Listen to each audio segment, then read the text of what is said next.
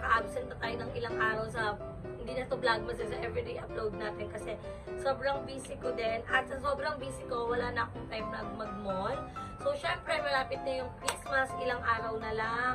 1 week na lang, Christmas na. So, parang, etong month na to, parang ito yung month na parang pwede ka hindi naman etong month lang, pero parang ito talaga yung season, ito talaga yung month na mag-give back ka sa mga taong special sa buhay mo, sa mga inaanak mo, sa pamilya mo, sa mga kaibigan mo. So, for today's video, nag-order lang ako online ng mga pangregalo ko sa mga mahal ko sa buhay.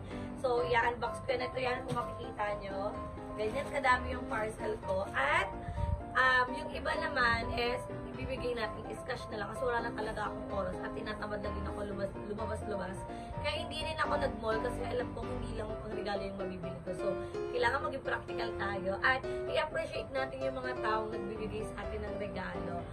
Hindi record pero i-appreciate natin kasi alam nyo, imagine nyo, sa sobrang hirap kumita ng pera ngayon, naglalaan sila ng money or budget para makapagbigay sila sa inyo ng simple gift. At the same time, hindi naman na mahalaga kung magkano yung value ng item na yun eh. Pero, ang mahalaga dun is yung, yung pag-aalala niya sa'yo, yung pagbibigay niya sa'yo ng regalo dahil importante ka sa buhay niya. So, happy ako kasi last year hindi ko to ginawa. Alam ko wala akong ganitong segment, pero nung last 2021, nung pregi ako, meron akong ganito. So, ayan, ito yung mga binili natin, order natin online.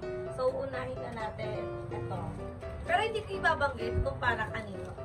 Gusto ko lang i-unbox sa harap niya. Pero, hindi ko naman ipapakita kung para kanino or hindi ko sasabihin kung para kanino. Kasi syempre, regalo nga eh, dinalat ako para kung para kanino. Pero ayan. Wow! Uy, ang ganda! Kanino kaya to? Ang ganda! I love it.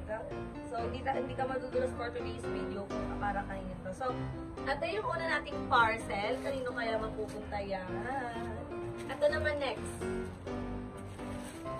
Excited ako. Alam mo, dati nung bata ako, pag nagpapasko, ang dami kong ina-unbox na regalo kasi sobrang bait ng mga tito-tita ko, yung mga ninong-ninang ko.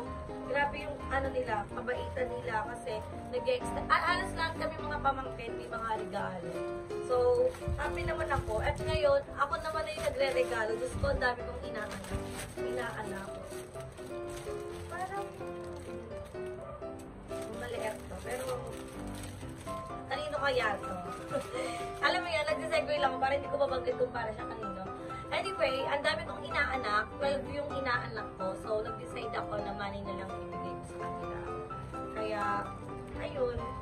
Hindi na ako bumili ng mga pangregalo nila. Tsaka, hindi ko na alam kung sino yung mga inaanak ko. Ay, ang ganda. Kilala mo ito? Kanina to? Ha? Ang ganda. I love it. Siyempre, ako namili. Alam niyo guys, itong mga to, sa murang halaga ko lang naman ito nabili. Pero, gusto ko, ma-appreciate nila. At kaya sa Christmas, maalala nilang na may binigay ako para sa kanila. Ay. Kanina to. Ay. Ayan. Excited ako. Ang dami ko na na-unbox. Walaan niya na lang kung para kanina itong mga pinag-unbox ko. Tapos, last Christmas, hindi ko pinagpasko si Gab. I mean, hindi kami namasko. Kusa lang yung mga ninong-ninang niya na nagbigay. Pero this time, hindi na, ay! Bobo ko! Nalutang ako! Nabuksan ko yung plastic. Anyway, yung pangit ng plastic. Wala! Nasira ko yung plastic. My God. Sayang naman. Okay lang yan. Hindi kami namasko, pero right now, tatry namin mamasko ni Gab. So, tingnan natin kung makakapagpasko kami. Pero ang lalayo kasi ng ninong-ninang ni Gab, kaya mahirap. Wait, ano to? Okay. Bakit wala to? Is this for a very special person?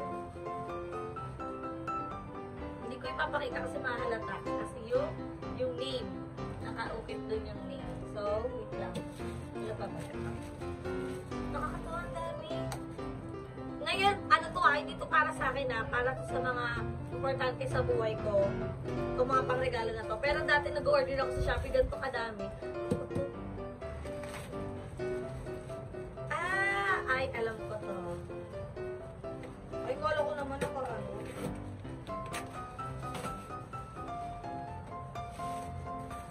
Nakabox pa siya. So, hindi kita kung para kanino. Pero alam ko ano laman nito. Siyempre ako nag-order nito. Ayan. Ang dami. Sabihin na natin. Para kanino. Mga ito. Kanino kaya ito?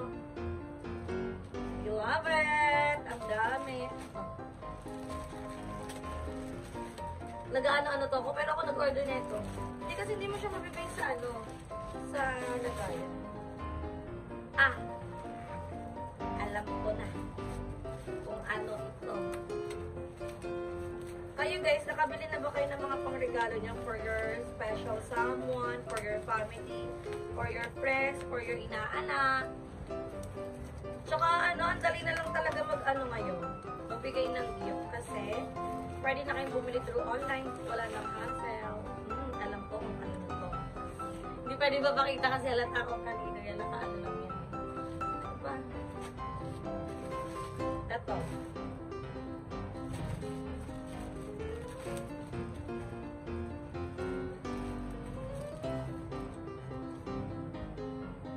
Kanino kaya ito? Ang cute. Ang dami ko naman pinagbibili. Lang guys ha.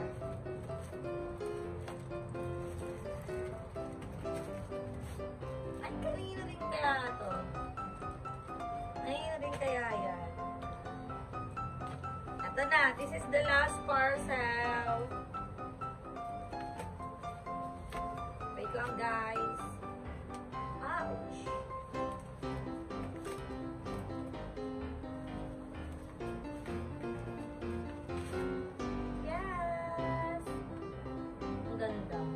So, ayan, ito lahat ng parcel na in-order ko online. At itong mga to, itong mga laruan na to, binili ko lang din siya. Ito, for Gab talaga to.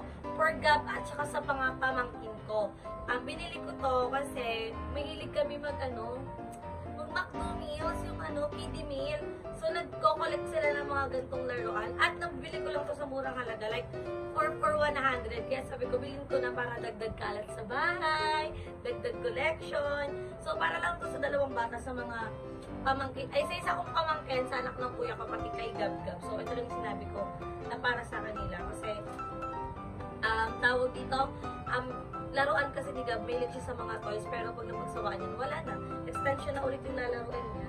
At ito naman, itong mga damit na to, actually, this is my pre-love na mga damit. Wala akong plano ipang regalo to kasi nagamit ko na to. Pero, yung isa ko kasi friend, last time na nag-declutter ako sa bahay, sa kanya ko binigay yung mga damit ko para sa baby niya. So, tinanggap niya naman. At eto, sinabi ko sa kanya na, te, may mga pre-love ulit ako.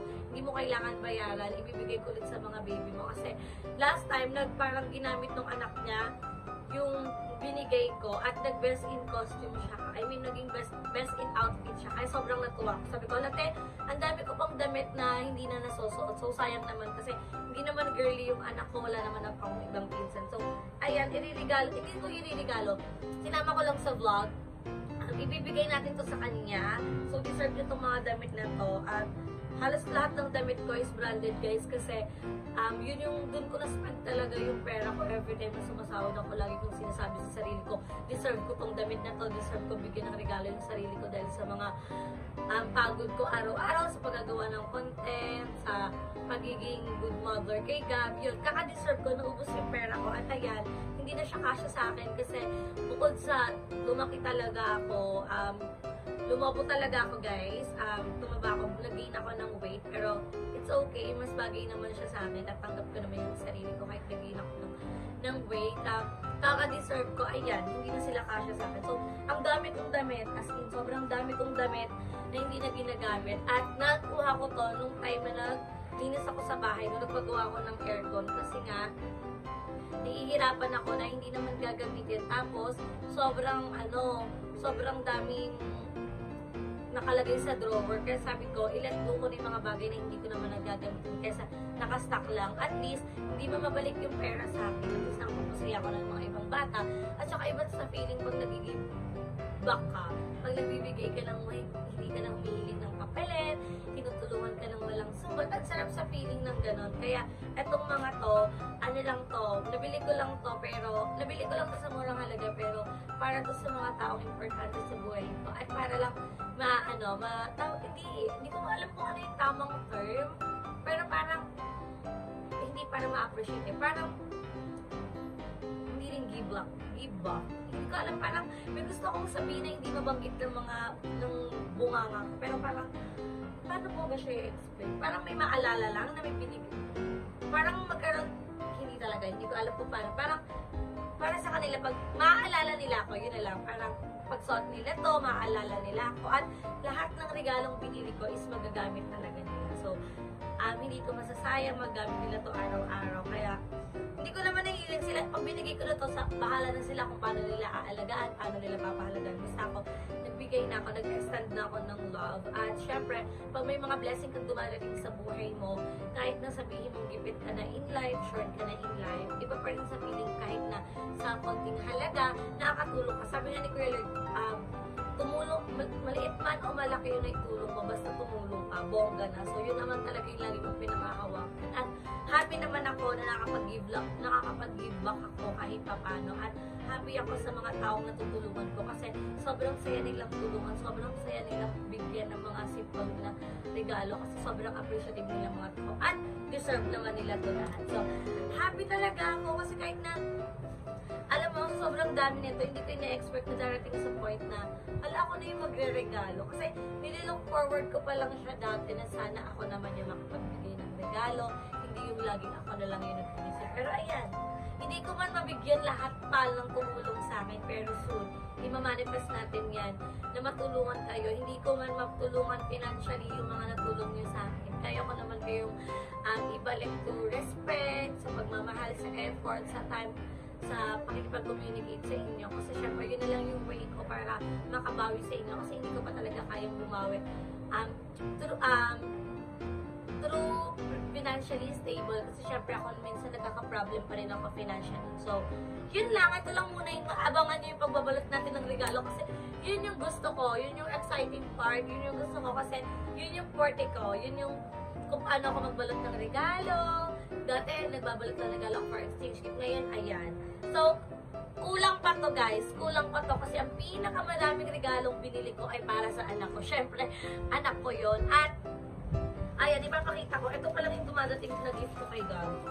Wala pa yung mga iba kong gift para sa kanya. Kaya sabi ko, yan, box ko na to para makapag-upload ako kasi wala din talaga akong upload. Pero, ayan, ito pa lang nabibili ko tsaka yan para sa anak ko. Pero the rest, kompleto na. Kung wala man dito yung pangalan, nasa ampaw kayo guys.